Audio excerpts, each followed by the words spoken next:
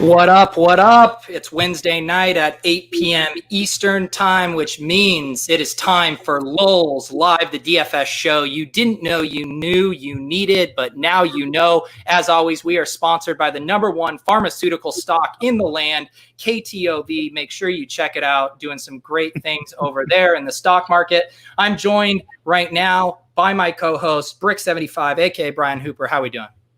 Fantastic. I think our YouTube is live. I'm not 100% positive though. Okay, if you are in the YouTube on Brian's channel, please do a comment in here. Oh, I forgot I can't see the comment, so I need to pull that up. Yeah, let me ask. But we have a good show for you guys tonight. We are going to run through some questions that Brian has received on Twitter. I was pretty offended that you guys weren't personally interested in my game theory thoughts, but that's fine. Brian can answer some questions. Then, of course, we are going to talk about the PGA slate this week. Brian and I have run our lineups. We'll compare some exposures. We will bat off questions in the chat asking us if we're going to have 100% Brooks Koepka, except there's no Brooks Koepka this week. Is there, Brian? No, he's still going to ask the question, I imagine, but no, he's not playing. Yeah, we got to play the hits. And then, we'll finish up as always making a lineup. A few little updates on last week. Was that just last week that we had RBX88 on? Yeah. Yes, it was. Does it? Yeah. It feels like we've lived a lifetime since COVID time changes everything. So, our lineup that we built with RBX88, we were trying to get some of his runoff run good. Didn't work. Lineup flopped pretty good. But Brian, you had a little update. Did RBX88 settle your Joaquin Neiman bet? He doesn't have any money on PayPal, so he's getting money on there. Oh God, Mr. I'm sure. He saw my tweet. He saw my tweet when I joked about him though, about him being the lucky bastard, as he called me a lucky bastard. I like that he has these moles out there for him that just scrape Twitter trying to find information about him. Yeah, why not just make a Twitter account? Okay, I got the YouTube chat pulled up now. So I apologize. I think last week I forgot to pull it up. I thought my system was going to pull it in and I forgot it doesn't. So let me check in on the Brian Hooper chat, guys. Yeah, we're talking stocks, KTOV. It's going to the fucking moon. Can you see me waving at you? Yeah, someone say, Koepka, what's the DFS equivalent of KTOV? Brian. Wow. What a question. How about I saw someone do like a Michael Jordan if you played DFS and like convert the points to DK points during his prime. And he averaged like 98 DK points. Something like that, I guess. I'll give you the true answer. The DFS equivalent of KTOV is selling lineups. If you've ever bought a lineup from someone in a DM, then you, sir, have enjoyed the KTOV of DFS. I told you, I DM'd you. I said, I check KTOV stock more than my own at this point, and I don't even have any. It's down 20% today, though. Huh? It sounds like you've been doing your DD, bro. My DD, yeah. You got to do a DD before you invest any money. I still am not sure if that means deep dive, due diligence. There was another one even. Who knows? I'm going to go with deep dive. I think that's. I mean, it could be any. I'm not saying that's for sure, but if I had to put my money on it, I think I'd go with deep dive. Percy Miracle says you're not the top ranked LOL player in the world. At one point I was, and when you are at the top, you have a target on your back. People come after you. They gun for you. They build lineups to exploit you, sacrificing their own EV. And that's what happened. Wouldn't you say, Brian, when I was dethroned? Yeah, for sure. And technically there's no LOL player rankings, because they're lumped in with esports. So he still might be LOL #1 ranked player. No one really knows or can prove otherwise. It's true. That is, one of the big flaws with the Roto Grinders rankings. I actually heard that they didn't want to splice it out because they were afraid it would make me too powerful if people saw what my actual LOL ranking was. That's true. Yeah. Then you demand more money from them, causes all sorts of problems. Yeah. Mr. Kepka in the chat says it's due diligence. Having had a Robinhood account for 2 months, I should know. Man, there are is it due diligence? He says it's due diligence. That's what everyone's confirming here. Okay. All right. I think what happened here, Brian, is you didn't do your DD on what DD means. I think you're right.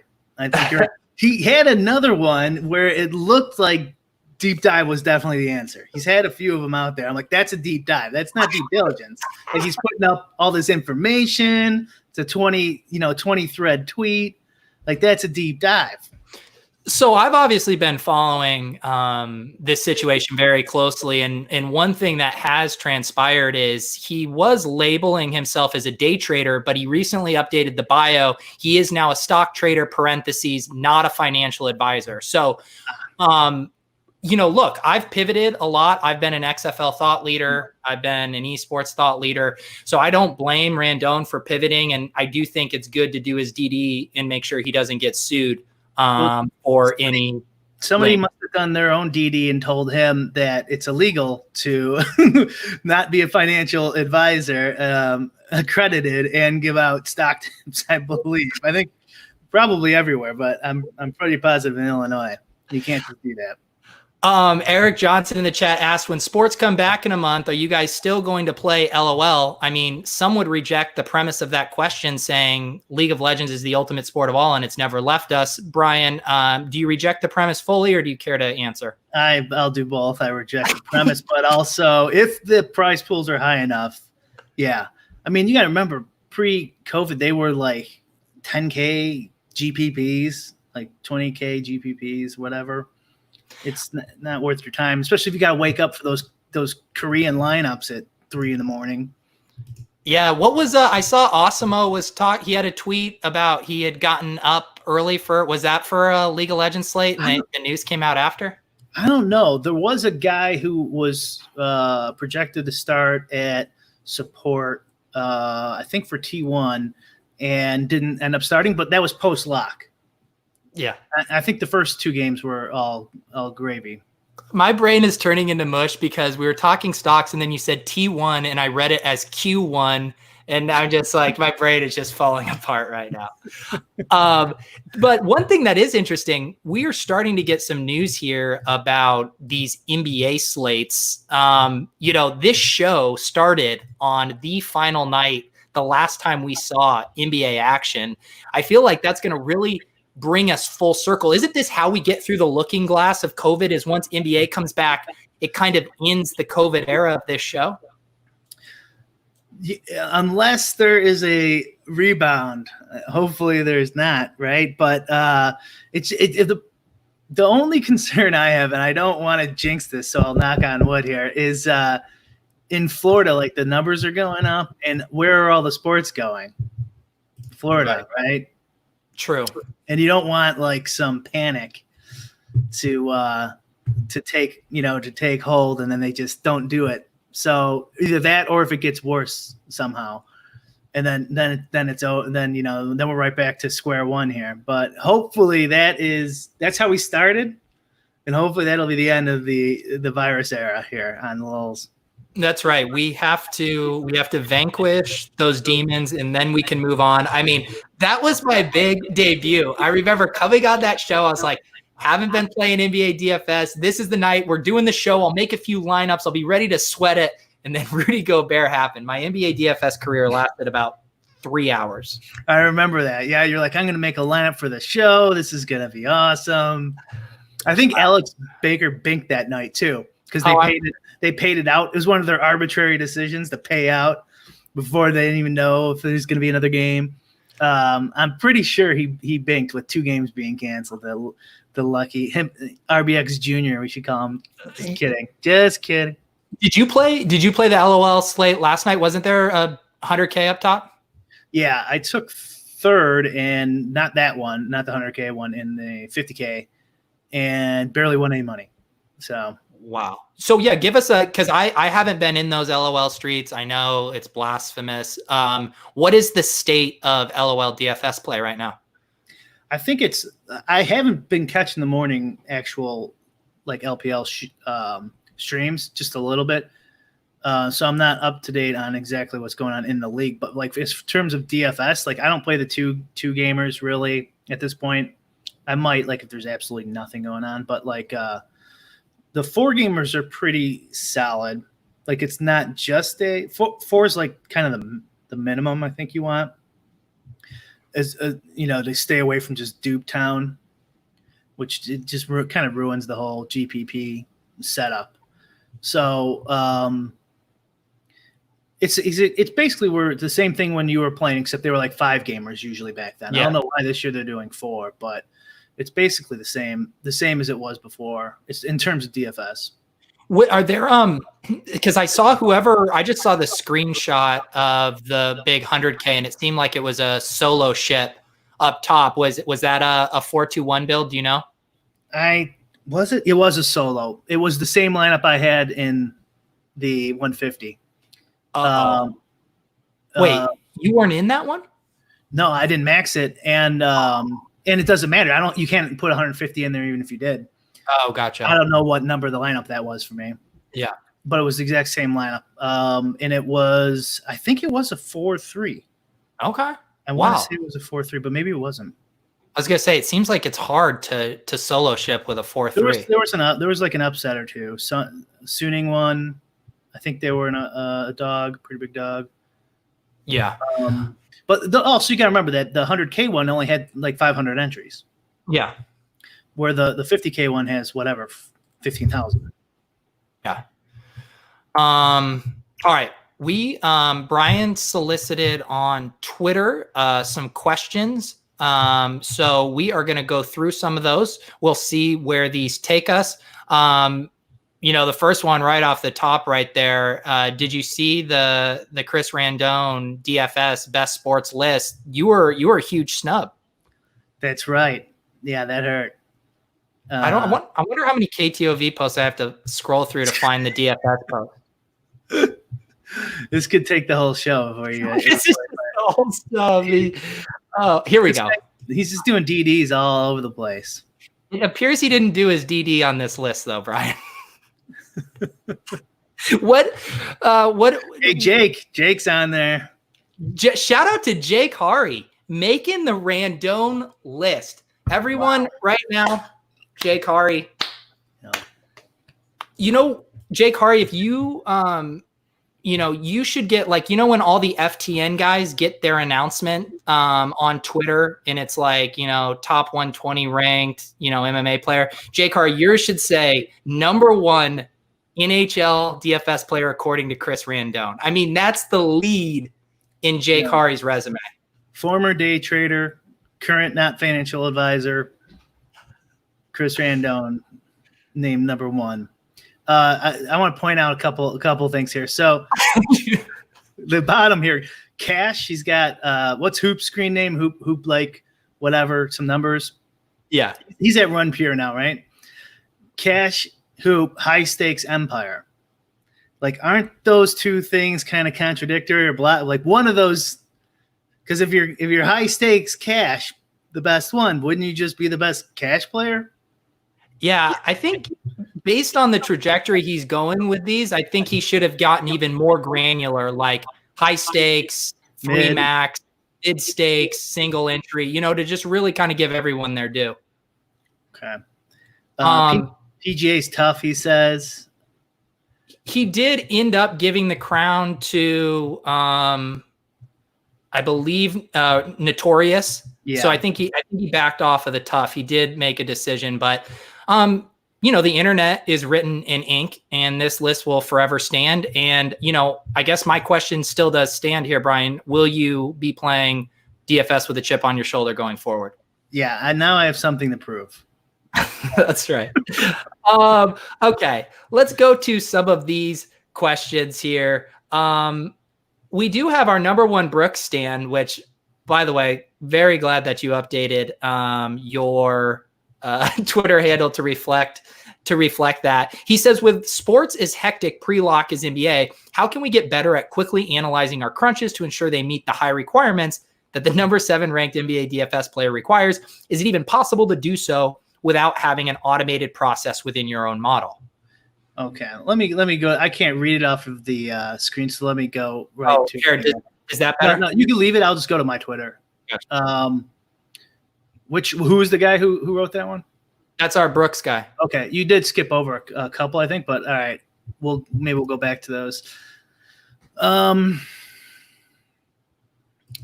Yeah, so NBA is the real problem here, because MLB is, it's a pain in the ass when like a player like the Houston Astros last year would not release their lineup even though they had like an 8:00 game time until after lock. Like 20% of the time, it seemed like. It's not the end of the world in baseball, because a lot of times you can just swap some guys out one for one, and it's not like if one baseball player sits, then they're going to get a ton of usage like they do in the NBA. So it's not as big a deal. So I would do this is what I do. What I will do is baseball first, and then the last half an hour, 40 minutes, I'll just solely focus on NBA. And unless something like breaking comes out and there's a lull in the NBA news where I have lineups in there that I'm happy with, unless something happens, then I'll go back to MLB. But I'll really just concentrate on NBA. And there could be some weather news that you're going to have to look into for the MLB. So like you might just want, if you're really going at it, playing all the slates and 150 lineups in both sports, you might just want to X out any weather concern games at all. And so you don't have to worry during lock. And you could, if they're post-lock games, you could theoretically go back and recrunch or put some lineups of those games in if you want too. So in baseball, now, like, okay, how can we get better quickly analyzing it? Okay, so there's two ways to do it. The NBA is so hard though. Like, so you might just have to crunch, copy and paste, and enter. And that might be enough a lot of the times, because if you could do it fast enough, like let's say someone gets ruled out with like 4 minutes left. If you could recrunch, and it's somewhat important, recrunch something usable quickly and get it in there without any adjustments at all, like you're going to be ahead of the field because not many people are doing that. I was going to say the same thing. That's what I would do for the iRacing. We've talked about that before. We had those starting places come out with 10 minutes before. I don't have my own model. I would use Osmo's updated rankings. And to your point, I wasn't pruning lineups. I wasn't looking at ownership or whatever. I just knew just by having that updated projection in there that I was going to be ahead of a large amount of the field, and just fired it off quickly, knowing, like you said, that you already have an edge just by using the updated projections. Especially on FanDuel, because FanDuel doesn't have, unless they're changing again, late swap. So if a guy gets ruled out with 4 or 5 minutes left in the NBA,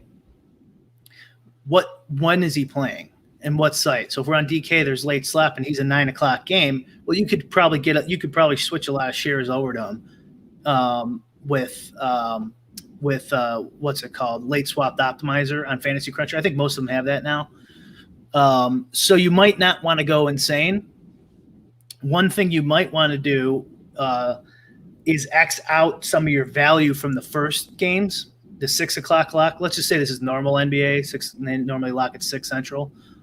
You might really want to get that quick crunch in to get rid of those locked in value guys that are no longer as good a plays. Does that make sense? So like if you have 30% of some fairly good value guy in the first game, but now you want to switch all that over to this new guy who's at 9:00. Then you'll run the hectic crunch and get it in, and then fix it all after the first game tips off. But if you don't have a ton in that first game, it doesn't matter, right? Because you're just going to recrunch it all anyways. Yeah, and I would say it's helpful too if, as opposed to even waiting until the last minute to do it, if you run it a couple times ahead of time, just so you have a familiarity with kind of your exposures and stuff, and you can really quickly tell, hey, this seems way off, or this actually seems right relative to whatever the news shift is. Right. That is an advantage people who pay, super close attention to sports have, is like they know exactly what their exposures are and how to adjust them quickly and so forth. We had a question here from BD Holla. Assuming ownership and leaving salary on the table plays a big part in it, but when do you draw the line from a contrarian lineup to just a bad lineup? Yeah. So that's the real trick. It would be hard to, do that without like giving away a lot of the way I do it, and then like having to show someone, in person or like, whatever over Zoom or something. But like we've talked about a few of the ways you could do it, which is comparing your total, like your highest lineup you're willing to enter when you're taking into account dupes and ownership, to the bottom tier of lineups. It depends on how many you make. Let's say you make 300, and then finding that gap. And this is kind of a recurring theme as well, is what I talked about this last week, is slate over slate. Like you want to kind of be doing the same thing slate over slate, so you can see when the outliers are. And also you could see like, 100 points in this sport matters, the difference between a top and a bottom. In another sport, it might not. So like in League of Legends, you can give up 90 points probably from the top to the bottom, maybe even more. But in, I don't know, golf or something like that, where the points are a lot closer, the point projections are a lot closer, you might not want to go that far. So it's kind of really just playing, doing it enough and paying attention to that little piece of your process of, okay, now that I've got a bunch of usable lineups, I'm not scared of being too chalky or, chopping 5,000 ways. Now let me take a look at the points projections. Yeah. And I like, as kind of my anchor to figure out what's a slate's going to be, I like seeing what the optimal lineup is on RotoGrinders, what it is on Awesemo, just to get a feel for, okay, this is going to be the lineup that a lot of people are using, or a variation of this lineup. And you can look at that ownership percentage and the points projection and kind of have a baseline of like, all right, I now know I'm going to want to move off of this in a few different directions to make sure I'm unique. And one last tip, I'll probably mention this again on another question too, is this lineup study on Fantasy Cruncher, if you want to pay the money, is a good way to get another kind of eyeball test. And you just compare yourself to who you think's good at that sport. Look at theirs. Look at their, like, were you way off from them? And I'm not saying, like, let's say you had 80% LeBron James and Papa Gates had 10%. I'm not talking about that. I'm talking about ownership and dupes and that sort of thing, maybe player pool. And then that could kind of adjust your manual process if you're not going to build something to kind of figure all this out for you. Were you just encouraging people to start digging around through your trash, looking at your lineups and lineup rewind? Have at it. Yeah. What was it, Jake that had wrote up the your article, League of Legends lineups early on, I believe. He did, yeah. And then you sent the hitman after him, and those articles stopped. Yeah, I think maybe Alex sent the hitman at him. Yeah. Okay, cool. Let's see here. There, you skipped 2 above BD. Yeah, sorry if I missed one. What tee me off? Is that Shoe 20 or Shoey 20? Oh, sorry. It's I don't know, 2 above the one you just did. So scroll. Sorry, I'm missing it. Oh, Shoey. Oh, theory on ownership, setting exposures. That one. They're in, yeah. Ours are different order. Twitter puts them in different order, huh? Wow, that is weird. Theory on ownership and setting exposures. I do it by hand. Math across my pool of players feels like a better answer. Thank you. That's a pretty open-ended question. Yeah. Math always is a better answer, I would say, right? As long as it's correct. But I would ask, why are you setting exposures anyways? Right? Like, where's your math for that? Yeah. So I'd have to kind of see exactly what he's thinking and what he does. You don't have to set exposure maxes for sure. I mean, you're going to get like a more organic, distribution of your players by just cranking up the randomness and uniques depending on the sport and letting it rip, for 500 lineups or something and seeing where those exposures go.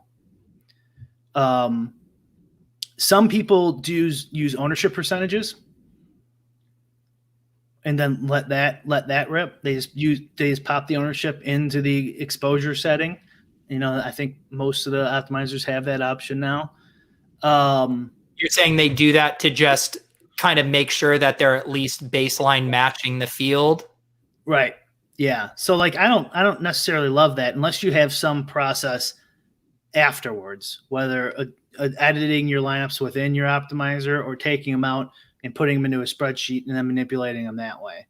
But just setting exposures for the sake of setting exposures, I don't like that at all, because it also it can cap guys you don't want to get capped. And especially if you're making your own projections somehow, you might miss out on some guy who you're going to want 20% of, but it's like projected to be 2% owned or something like that. And we kind of talked about this with RBX88 last week, because he would use baseline projections, but then go in and make manual exposure adjustments based on ownership percentages he was looking at. And also, he just admitted, by some gut feel things of plays that he liked. So, obviously there's a thing in DFS where, people have guys they want to play. Like, of course, you want to play your guys, go for it. But it doesn't mean that the math backs that up. Like the projections and the ownership projections, those are the two math things we have to base off of. And anytime we deviate from that, it can be under the name of game theory or our gut instincts. And I think our mileage will all vary with how far our gut instincts will get us with those things. Yeah, sure. And I'm not saying don't try that. Like gut, so let's see this week, like Bryson's probably gonna be the highest owned in PGA. And so like, you don't like Bryson and then, set his exposure to 0. That's completely fine. Or like 1% or something, have at it. But yeah, unless you have some sort of theory behind using exposures to increase your chance of winning that tournament. And like, there's a bunch of different ideas I've heard, and ownership's one of them, where you just pop that in there. You probably need to pop it plus a couple points, because it'll probably freeze up on you unless you're using RGs. Have you ever just blanket removed a guy because you didn't like him? Even if I've done it. Yeah, I've done it. I try not to do it. I do not want to do that, but I can't think of the one I've done that in a long time. I'm trying to think of someone. I don't know. Maybe like some of those instances where we've seen where if someone's like really prone to a scratch or something like that, where you're just like, I don't even want to deal with this potential headache because the upside is. I might have done that with like Louis Oosthuizen or Jason Day or something. Yeah. Yep. I think it all just comes down to, for a lot of people, and we talked about this with RBX, that, you want to sweat the guys you want to sweat. You want to put your imprint on your lineups. These are my guys. I made this decision. I'm going overweight and I'm ready to, live with the consequences of that. And some people, Brian, if you just want to let the math do it and just fully remove yourself because your biases are going to get in the way, that works too. Yeah. And that kind of answers the question, is like, if you're going to handicap this, have at it. There's really no rhyme or reason. It's just based off of how you watch the sport. And last point on this, he says how the math crosses player pool. Keep in mind that if you put those exposures in there, your player pool is going to ramp up large. It's gonna increase big time. And just try it once. Put the ownership in there, and then watch your player pool go from 30 to 80. This question actually dovetails with that nicely about your player pool size. He says, burning question, in 3 max, should I roster 18 individual players or use a 3 to 4 player core in each lineup? Yeah, we've answered this one in one of these shows. So this is about, I can't remember when we talked about it, but if you're expected value is the exact same in the cross. So when he says 18 players, I'm assuming he's talking about golf, and then that would be 6 different players in each 3 lineups, right? As opposed to using Webb Simpson in all 3, and then, something like that. And then Bryson in 2, something like that. If your expectation is basically the same, and what's our expectation? Well, you're probably doing it by fantasy points. So however you make your fantasy point prediction is exactly the same across all 3. You can easily go 3 separate lineups, and now you have no correlation between the 3 lineups, which is a good thing, really. And the expected value is exactly the same. Reasonable, within a point or 2. It depends on the sport. Yeah. Right. Like in football, it can be a little bit more than that because, a touchdown completely changes the expectation, the value of the guy's point projection. But if you have 3 lineups that are within whatever, 3 or 4 points, maybe a little more than that, and you want to put those 3 into a 3 max, have at it.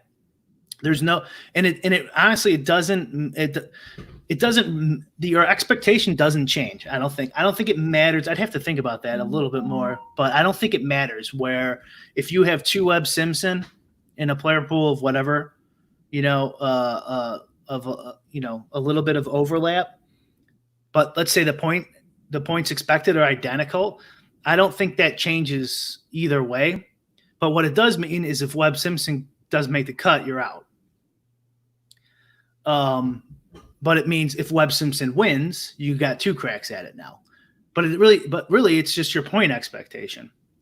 And I don't think, I think I would go with the 3 identical point projected lineups that were completely different. Okay, but I'd have to do a little more research to definitely say that's the way to go. But that's my intuition. I'm pasting a question over here from Cody. It looks like it's not all. This is from YouTube chat. I'll try to read it all. He says, what variables are you using to determine expected dupes in MMA, and how many dupes are you realistically comfortable with in that current format? And I assume Cody's referencing on Saturday night, first place was what, a 51-way chop there for the top. So how do you go about thinking about dupes? I had Hooker for a 3-way split for first too. So that was a good fight, man. It was such a good. That was the best fight I'd seen since the Wei Lee Joanna fight. Yeah, definitely. Yeah, man. And he had him in the second there, right when the bell rang. He had a knee and a couple good kicks, and I was like, oh, so close. And then he just ran out of steam. But yeah, I think that was like 120K if he wins that fight for me.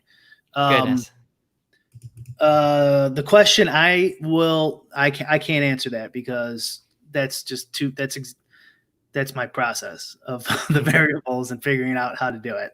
Can you pop it up again though? Maybe I can answer a little bit. Or how about the second part? How many dupes are you realistically comfortable with in the current format? Yeah, I guess it depends on the slate. That the same answer to whatever 2 questions ago. Go look at how many dupes players you respect in that sport are doing, and that'll be a good baseline for you. But I would say if you're like, obviously, I mean, he's talking variables. So like, if he's going to make a model, try to get under at least 25. Yeah. Yeah, it was hard. And that, and again, we see a lot of difference. What the slate last week, was it 11 fights or 10 even? When I know they've been aiming for 12 fights, it seems like, and sometimes even when one of those gets dropped off, you just see the dupe expectation go through the roof. Yeah, for sure. In that winning fight, that I didn't have the winning lineup, obviously, because it was expected to have too many dupes for me, and it did, and it had that 8% fighter. Who was it? We were watching that off stream, Peter. What was that fight? The upset that we were watching. I can't remember the fighter's name. I can't remember that. Whoever was 8%. Yeah, John can help us out in the chat, I'm sure. Who was an 8% upset guy who won? Erosa. Yeah. There, John got it for us. Yeah. Okay. Yeah, and it was still duped, whatever, 50 times. Yeah. I mean, and I think the thing that you also have, I mean, obviously in a perfect world, we want the highest expected value lineup that's not duped. But we also realize when we're getting rid of dupes, we are lowering the expected value of our lineups because the high expected value lineups are the ones that are all owned, right? So we have to eat some points projection value just trying to get unique, knowing that if we do win, we'll get the full share of the rewards. Yeah, right. Like it's not like you don't know that Diamond Dustin is projected to get more points than Hooker. Yeah. It's just that this combination will yield the most money over the long run, and it didn't happen. So it sucks, but hey, I'd like to tie 50 ways, but you only get 150 lineups unless you're married and you both work together. Unless your mom has been to a few live finals, in which case she's been to 4 live finals, the Siege. Yeah, is that right? I mean, there needs to be a movie about that. What was I going to ask you about? Oh, have you rethought? I feel like one of the interesting questions always is in MMA, and we talked about it with RBX88, people using 2 fighters from the same fight. I think everyone agrees in the 3-round fights that makes basically no sense. But we saw Hooker have another very good point showing relative to his salary. Are you going to start to consider stacking these title fights a little bit more now that we've seen it a few times? I'm not opposed. I really haven't been opposed to throwing it in the mix, and if it organically comes in there, it just hasn't yet. But I don't know, because a lot of people do it anyways. Yeah, I know. So it's not even that right. If no one was doing it, then it would make a lot more sense. But it's pretty. I think it might be overly popular. Honestly. Yeah, maybe not. And then look at that fight. That's a perfect example, right? It's the best fight since the girls' fight, and it still didn't get there.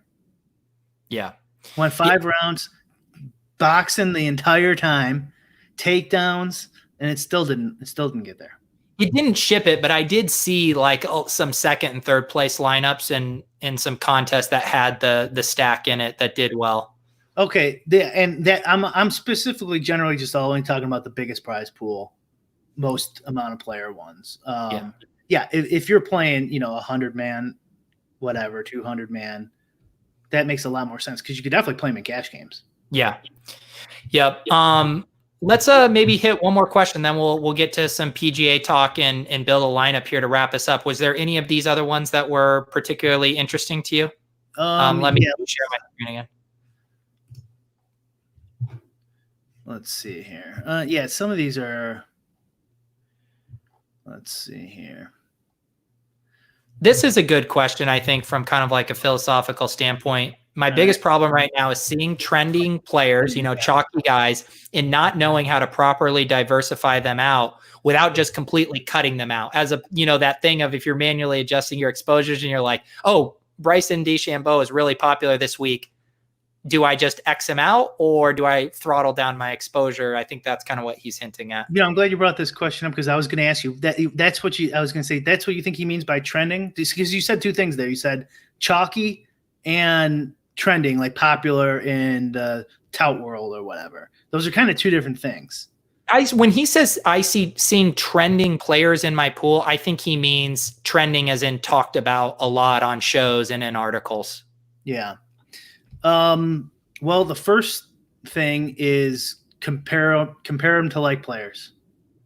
We say this every show basically. So if it's tough with Bryson, that's a tough example. But like, let's say there's somebody else who is got some comparables in there because Bryson's pretty expensive this week, and he's on his own, and he's pretty heavily favored, and he's kind of in his own salary shelf. But like, take a look at comparable players who have very, very similar points projections but different ownership percentages. Take a look at the books and check out some head-to-head matches and see if you could find any differentials there where the DFS touts, trending, whatever world is off from what you're seeing in the books, and that could kind of make your determination on where to go and how to fade. And, there was another question about leverage, which would be, a super long episode, but we could hit that with this one too, is kind of like diversifying your players and leverage and fading guys.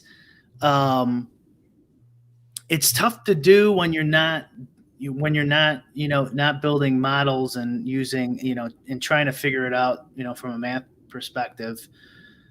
You're really kind of handicapping in a certain way. And people, like I said, people think that when they plug it into an optimizer and put randomness on there, that's somehow building their exposures for them. And it kind of is, but you don't know where to make your decisions, which is kind of all these questions are all linked together: leverage, fading, and distribution of players in your player pool. So like if you're really just at this point handicapping if you're not going to use some sort of system, either in your optimizer or export it and do it out of your optimizer. And what I would say is, and this is, let's just say rule of thumb, not 100% sure, but if you're getting, let's say, I don't know, 50% of the player's projected ownership. So let's say the guy's 20% owned, but you're getting me at like 9, a little under 50% ownership. You could definitely just X him out and keep that, and then use those shares of your lineups on other guys to try to get a little leverage. That doesn't mean that in a perfect world, if DFS gods came down and said these are the projections, it could totally be that guy should be at 9%. Leverage isn't everything. Like it could just be that's the best 150 lineups you could put into this GPP. It's entirely possible. But I would say, since most people aren't going about it in like a mathematical way and they're handicapping anyways to some extent, just lap off all those apple bottoms, lap off all those 1%ers at the bottom, especially if your player pool is large. And if you're really grossly under-owned on a guy, just lap them off and then keep recalculating that, and then it'll adjust the leverage on all your other guys, right? So you could just get rid of all the guys who you're not using, get rid of all the 1%ers, look at where you're under leverage, get rid of them, and just keep doing that process, 4 or 5 times, and then start looking at your player pool. Yeah, and I actually think and we can focus this on this slate, that the kind of Bryson and Webb Simpson example from this week can kind of illustrate it in a bit of a micro fashion, in that, you look at projections, they're pretty similarly projected. Bryson definitely projected for a little bit more. Webb, $700 cheaper on DraftKings, but he's going to come in at half the ownership. I mean, so to me, when I see DeChambeau up at around 30% ownership, and you're telling me for $700 cheaper and not that much of a projection hit, I can get Webb Simpson, and then I'm looking at my exposures, and it basically has me as a full fade on Bryson, and I'm way overweight on Webb Simpson. Did your exposures shake out that way? Yeah. So, I'm kind of going in between processes right now, and my old school process shaked out exactly like that. My new one's a little more even on those two, but so I'm looking at ownership project. So we're going to go, we're going to start talking about this tournament right now. Yeah, there was a couple more. Jake had an interesting question in there too that we can maybe circle back to, but yeah, let's transition over to golf since we only have 15 minutes and we do want to hit it. Jake, we'll save that one for next week, so we can actually talk some of this slate. Okay. That's a good question, Jake, too. Maybe I should do you should do, yeah. So ownership. So my ownership compared to other sources, let's just say awesome sources. No, compared to like the popular DFS content providers, I'm higher on Webb. My ownership projection. I'm trying to find it. Here we go. So I'm at like in the 20 range. Oh, wow. Yeah. And everyone else is a little lower than me, which means I'm probably wrong because I redid my ownership percentages. But what's your Bryson? See, my Bryson's a little bit under everyone else. I'm at like 28%. Looks like everyone's a little higher than me. I didn't look at Daily Roto. I don't know if you did. No, I just saw the RG and the Osimo ones. They're both around 30 for Bryson and around 14 or 15 for Webb. Drewby's our arch nemesis anyways, so you probably shouldn't look at those. Yeah, no, you can't do that. Yeah, so but Bryson is a heavy. So I got him at 14.4% chance to win the tournament. Mm-hmm. And like, for example, last week I think Rory was like 9. Right. So that's a significant 150% increase or whatever. So he's gonna be, and he's what, like DFS darling. Yeah, they had his diet came out. He's crushing like 6 protein shakes a day. Like everyone has that thing, right? Where the momentum feels like, okay, Bryson's gonna win one of these, and you're starting to see that ownership. You don't have Rory, you don't have a lot of the big dogs. I mean, I think the DeChambeau exposures or ownership could get really out of hand this week. Let me try this. Let's say if I bump up Webb Simpson's ownership percentages. I just want to see how much this changes. Just FYI, Brian, your camera's a little blurry right now. Yeah, yours was blurry earlier too. I don't know what's going on with this, but mine blurry? Yeah, never. I don't know how to fix it, man. Okay. Yeah. So like, if I bump up his ownership to what I have projected for it, it makes him almost unplayable. Yeah. So like, ownership, and the more I mess around with PGA, like there's not a lot. The projections are very close. Right, like just a half a point between the difference between a lot of these guys, and I think that's the right way to do it too. Like, yeah, of course you're going to have some tournaments like this one. Bryson's going to be, whatever, 7 or 8 points favored over the next guy, but they're so close that if you are adjusting for dupes and ownership and stuff like that, be careful, because they're so close that someone can really get hammered by however you're trying to adjust, and you just get none of them or something like that. So you definitely got to pay attention to the small differences in this. It's like it's like similar to like hockey or maybe MLB, or maybe even closer. I'd have to like take a look at the numbers more deeply, but it's something to keep in mind. Yeah, so I guess how thinking about that as far as like, okay, Bryson's ownership is going to be super high. But it is kind of what you're saying is that there might be other spots where it's easy to still differentiate, but still have a good portion of him. Well, that, and let's say you're wrong about Bryson's ownership. Like, I think it's going to be high. I think it's going to be over there. But let's say you're wrong. Let's say it's 24. That's a big difference. When again, Bryson's a bad example this week because he's the clear favorite. But like when their odds to win are closer, which a lot of these golfers are, when you're off 6 or 7 or 8 points on your ownership, it affects golfers a lot more because their projections are so close. Right. That's what I'm trying to say. Yeah. I think I got that across anyways. Well, let's build this lineup. We'll get our hive mind going. I think this is probably another good week to get aggressive with our ownership threshold. Do you want to have a threshold goal for us? I think some of the optimals I was looking at had somewhere around 80% combined ownership because Bryson really inflating that. I don't know if you saw similar. No, let me actually, but I still have my crunch up. I could just see what the highest one was. But yeah, what do you want to go? What would you feel if that's right? Which is probably going to be what do you want to hit? Well, for our milli maker, I would say we'd want to be sub 50%. Okay. All right. That's gonna be tight this week. That basically means no Bryson then, right? Right, which is how I like it. I'm seeing 100% ownership. Really? Yeah. So you want to maybe bring that up? Sure, we can bring it up. Okay. I wasn't getting anywhere close to that. Even just looking through, they were all kind of like in the 75 to 90 range. This is with my private ownership though. Okay. So Well, let's do that anyway, since we'll use my numbers, and then so we'll just base it off 100, and it'll work itself out. Okay. So then 70, then under 70. Yeah, let's do that. Yeah. Okay. All right. So well, I'll go first. Brooks Koepka. Brooks Koepka.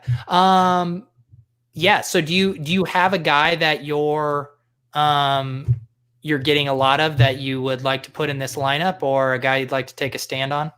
I do, but my picks have been so horrible that I feel like I don't want to. I don't even want to. No, but this is the thing we talked about. Like we know we're going to take some whiffs. We've been building lots of last place lineups, but that means one of these days it's going to be the first place lineup. First or last. That's right. How do you feel about Hideki? Just remember, I have zero biases about any of these players. So when you say, what do you feel about Hideki? I don't have like a Rolodex of memories. So yeah, I'm good with Hideki. You'll pick up some biases. I know you. You'll get you know me. What is he? He's the fourth most expensive guy. And what ownership do you have him at? I have him at 17. 17. Okay. Mm-hmm. And based on ownership, he might end up being probably our most highest owned guy. Yeah, he'll be up there, but we got 70. Yeah. Yep. And that doesn't seem too bad. He is also not too far off of kind of the projections for those other top guys. Last week we went with Reed. Let's see here. So a guy that I'm getting a lot of up here in this kind of higher range that seems like he's going to be one of the lower owned is Ricky Fowler. How do you feel about Ricky? Yeah, no, I saw him earlier, and he was one of my fades. He was? He was one of my complete fades. Okay. What about Jason Day? Oh my God. I hate Jason Day. I know you, Mr. I don't have any biases coming out with the Jason Day hit. I have him, let's see, 5% owned and 4% owned in both my two models here. That sounds pretty nice, doesn't it? But we have him at 10% projected. Projected ownership. Really? Yeah. Both? Oh, yeah. Hold on, let's see what the other guys got. Yeah, I'm seeing like an average around 9% ownership. He was the lowest in these like top 20 projected guys. Him and Bubba and Ricky Fowler were like the three lower owned or the highest projection. Yeah. I think 9 or 10 is perfectly fine. Reasonable expectation for his ownership. But whatever, he's probably going to win now, so let's do it. There we go. I love it. Getting you on the Jason Day train. All right, we probably need to save a little bit of money here now. 7,800 average left, and what do you got? Let's see here. We need to save some money, huh? Yeah. Brian Harmon hurt a lot of people last week or last 2 weeks or whatever. Let's see here. 7,900. Let's do Tyler Duncan. Okay. I don't even.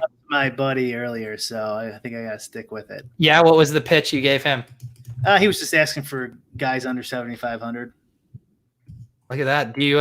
Is it true that people just need to slide into your DMs and you'll tell them the hot pick of the week? I've only known him my whole life, so. Tyler Duncan. What ownership did you have him at? 0.719. Okay. All right, that's gonna save us. We're at 34% right now. I got to add it up. We got Fantasy Sharp in the chat. Brendan Todd, lock it in. Do we crowdsource one of these picks?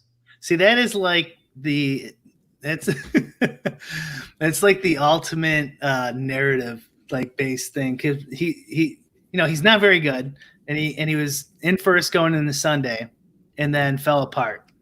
So you kind of get both the best worlds, right? Like he had a pretty good week compared to how he's supposed to golf, right? Yeah. And he had a bad Sunday, so he should rebound this week, right? I think that's the logic for Todd. I mean, aren't we going to be grossly under salary at that point? I can't see. What do we We're got? we're at average 8,000 right now. Do we care about what I have him or no? Like, yeah, no, we care. So how much do I have? We're willing to crowdsource, but only if it aligns with what we're trying to do. This is still unless it's Ian Poulter or Jason Day. You know what? I was so devastated. I ran my stuff, and is Poulter even in this field? No. I don't think he is. Yeah, I was crushed. I was ready for the 4th straight week of heavy Poulter. He's all the old golfers are withdrawing for fear of COVID. How much does he cost? Todd is 7,800. Okay, I see him. All right, I have 7% of them, but I have him projected at 10% owned. Okay, let's come back to him. Okay. I'm going to toss out a couple other names of guys I have a lot of. Kevin Kisner, Brian Stewart, Snedeker, Lucas Glover. Any of those jump out for you? Taylor Gooch. The Gooch is on the loose. Well, Snedeker's going to be pretty high owned. 16% is what I got him projected at. Well, better X out of my shit. And Taylor Gooch, how much you got him? How much? Okay, I have him pretty low owned, and I have a share or two of them. Yeah. Who was the other guy? Who else did I throw out? Brian Stewart. Oh, right. 5% projected. I have about 5%. So okay. All right. These aren't moving the needle. Where are you at on Lucas Glover this week? Lucas Glover. I'm gonna fade him. I have him projected at 9%. Well, it sounds like one of us is gonna have a good week this week. I'm also fading Doc Redman right above him by a decent margin. Yeah, I don't have much Doc Redman at all. I mean, don't you want to play Gooch so you can just say the Gooch is on the loose all week? Let's do it. I mean, just guys, this is what I want you to do when you're watching this week. Taylor Gooch gets a birdie. I just want you to scream in your living room, "The Gooch is on the loose." I kind of like Luke List, but I don't think he's too cheap now at this point. We got 8,600, and can you get us a combined ownership tally so far? Well, after that, we're pretty low, 0.37. So 37%. Okay. We're doing good. We're doing good. Plenty of ownership left. So we're going to have to get, at least 8,000, or we can go low and we can go a stud and a scrub. Yeah. I mean, should we make if both of us, it sounds like you're going to be, or I don't want to speak for you. I forget. Are you going to be overweight on Webb? Yeah, probably. Should we lock in Webb and then see what that leaves us with? Yeah, we probably can too with even with my own with like 17% ownership, something like that. And we go dumpster diving here in the 6,200 range. Yeah, let's do that. Okay, yeah, we're at 54%, so we got plenty of salary, plenty of ownership to spare. Let's see here. How much is it? You said 6,200. 200. And can you go to the top 6,200 guy? Oh, yeah, sorry. Badly. I'm scrolling here. I think I faded him. Okay. Chad, we'll take Badly. It does look like is one of the higher. I'm looking. Man, I don't have a lot of the guys on. I got Wilkinson, Chase Seifert. Yeah, he looks decent. Yeah, I don't have many guys in there.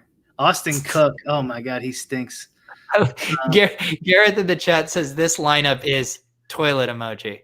That is honestly, it's what your reaction should be. Brian and I are trying to solo ship $1 million. You need to look at it and think it's trash. If you think this lineup looks incredible, it's going to be duped 50 times. Okay, that is my buddy in chat. Now I'm getting all his references. Wait, that Gareth is your buddy? It's got to be. He's talking about like RBI baseball and shit we used to play when we were kids. Actually, adults. That game's still awesome. I don't know if you ever play it. I haven't played it in a while, but it was a great drinking game. So what are we doing here? Oh yeah, Seifert. I'm down with Seifert. No salary left. Is this lineup going to be duped? No. You hate this lineup?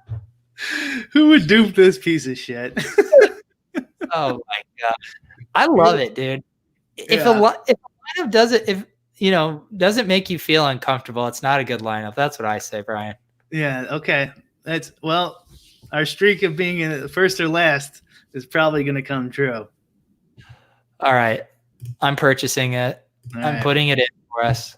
There we go. The Lolz lineup of the week. Guys, thank you for tuning in this week. Brian, are there any final parting words for the Lolz listeners here?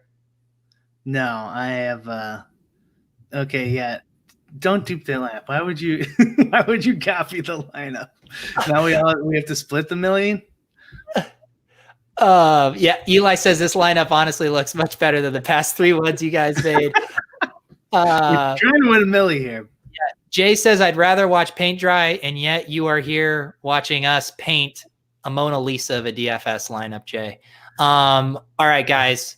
Thank you for tuning in. We are here every single Wednesday. Brian and I need to huddle, but I think we might be doing another MMA live hang for the big 7-Eleven show or on Fight Island next week. So stay tuned for that. We'll firm up the details and some guests, but that should be a fun time. Also, keep letting Brian know if you have any theory questions that you want us to get to. We'll try to get a list of those together for future shows. If you guys want to listen back to this, check out the podcast feed. Those are in the show notes. Brian will put them in there. And otherwise, thank you guys for tuning in. Thank you to KTOV for being the pharmaceutical stock that is going to save this country. And don't forget, the gooch is on the loose.